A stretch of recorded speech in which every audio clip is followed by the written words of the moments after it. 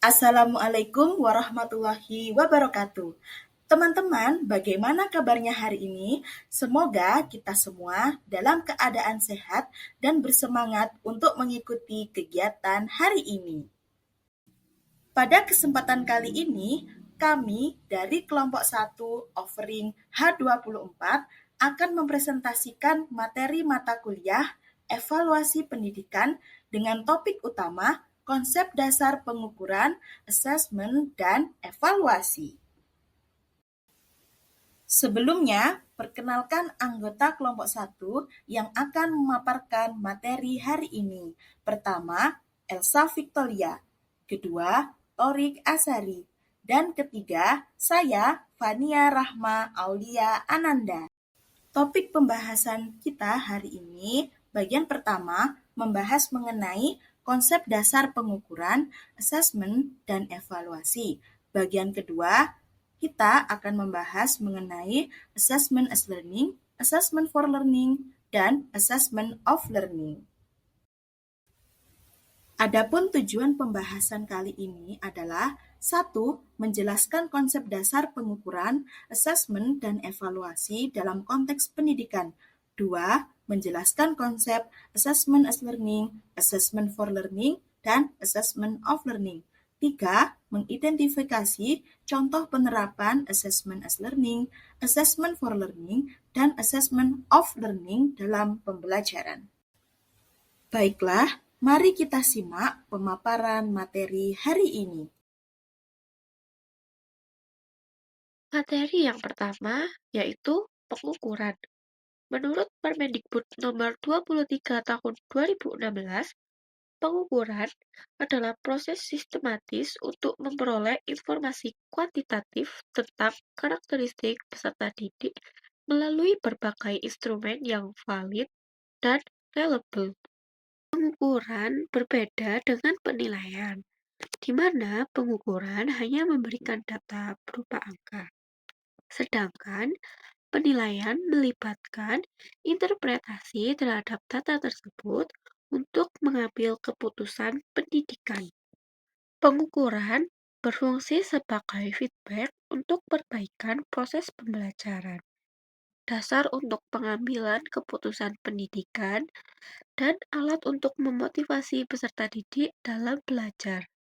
Selanjutnya, materi yang kedua yaitu asesmen.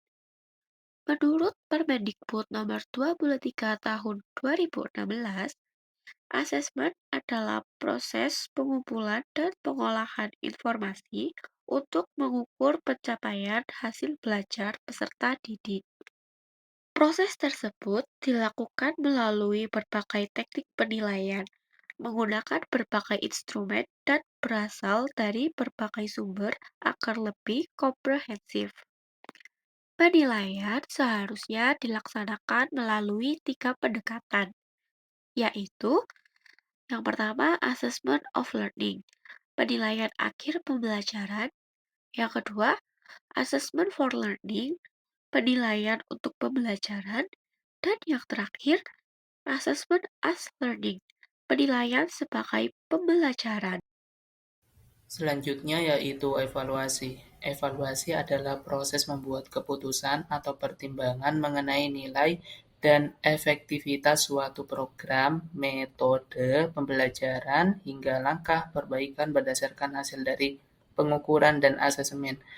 Misalnya, apakah pembelajaran tersebut efektif atau apakah peserta didik layak naik kelas?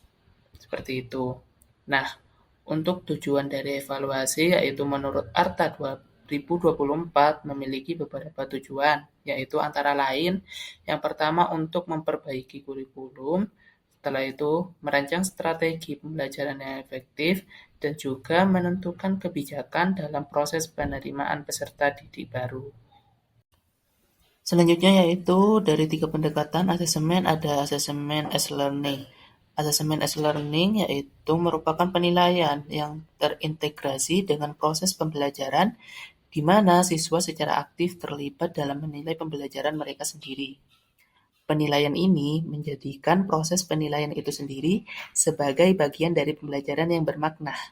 Nah, Asesmen as learning mengembangkan kemampuan metakognisi siswa, yaitu kemampuan untuk berpikir tentang proses berpikir mereka sendiri.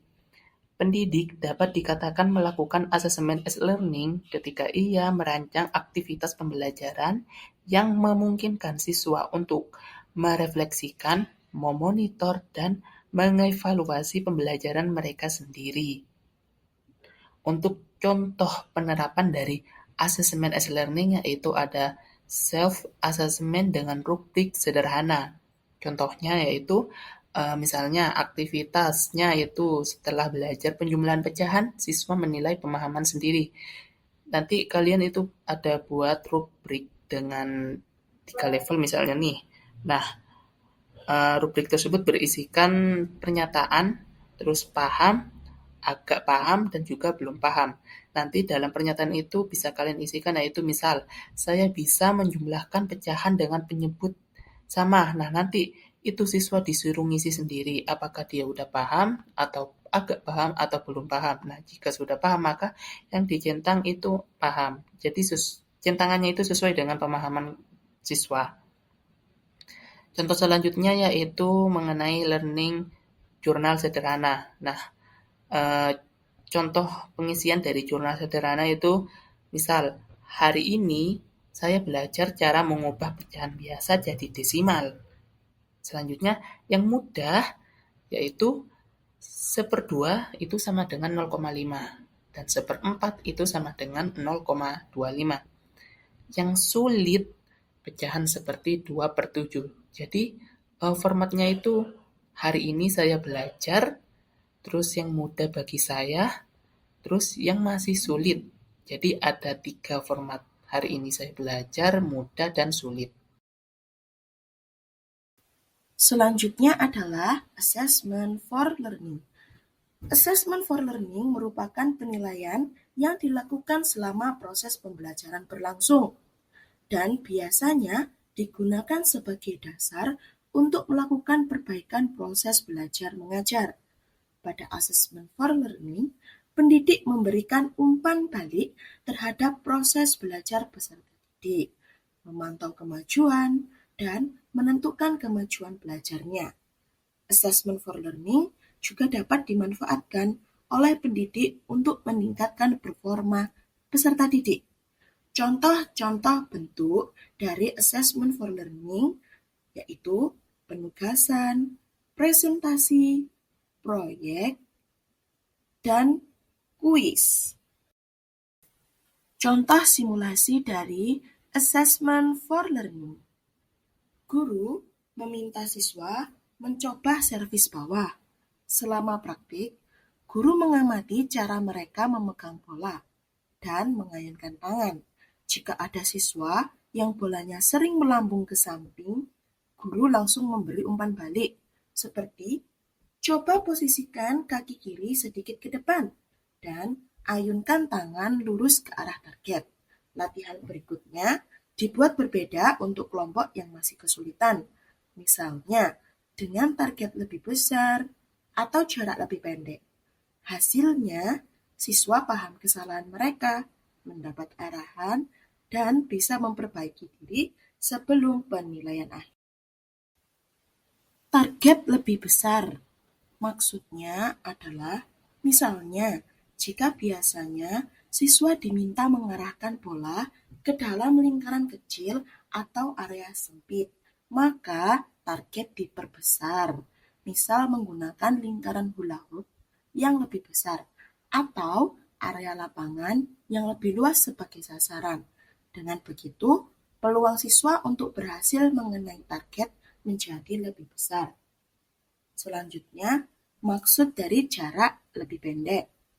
Misalnya, jika biasanya servis bawah dilakukan dari garis belakang lapangan, maka guru bisa mempersingkat jarak, misal lebih dekat dengan net, agar tenaga yang dibutuhkan tidak terlalu besar. Dengan jarak lebih pendek, siswa lebih mudah mengontrol arah bola. Atau dengan kata lain, guru menyederhanakan tingkat kesulitan latihan supaya siswa bisa memperbaiki teknik dengan lebih percaya diri. Setelah mereka lebih terampil, target dapat dikembalikan ke ukuran normal dan jarak standar. Yang terakhir adalah assessment of learning. Assessment of learning merupakan penilaian yang dilaksanakan setelah proses pembelajaran berakhir. Berakhirnya proses pembelajaran tidak diharuskan menunggu saat akhir tahun ajaran atau saat peserta didik menyelesaikan jenjang pendidikan tertentu. Dengan kata lain, assessment of learning dilakukan pada akhir periode pembelajaran atau setelah suatu unit pembelajaran selesai. Pendidik dapat dikatakan melakukan assessment of learning ketika pendidik melakukan penilaian yang ditujukan untuk mengakui pencapaian hasil belajar setelah pembelajaran selesai. Contoh penerapan dari konsep assessment of learning adalah ujian nasional, ujian sekolah atau madrasah, ujian tengah semester atau UTS, ulangan harian, serta berbagai jenis penilaian sumatif lainnya. Baik teman-teman, sebelum mengakhiri presentasi hari ini, saya akan menyampaikan kesimpulan dari materi yang telah dipaparkan. Pengukuran, assessment, dan evaluasi merupakan 3 komponen penting yang saling melengkapi dalam proses pendidikan. Pengukuran menyediakan data kuantitatif, assessment memberi makna dan interpretasi dari data tersebut, sedangkan evaluasi digunakan sebagai dasar pengambilan keputusan dan perbaikan pembelajaran. Ketiga pendekatan assessment yaitu assessment as learning, assessment for learning, dan assessment of learning memiliki fungsi strategis dalam mengembangkan kemandirian belajar, memberikan umpan balik berkelanjutan, serta mengukur pencapaian hasil belajar. Dengan pemahaman dan penerapan yang tepat, pendidik dapat meningkatkan kualitas pembelajaran, mendorong berpikir kritis siswa, serta memastikan tercapainya tujuan pendidikan secara optimal. Demikianlah presentasi hari ini. Semoga bermanfaat bagi kita semua. Terima kasih atas perhatiannya. Wassalamualaikum warahmatullahi wabarakatuh.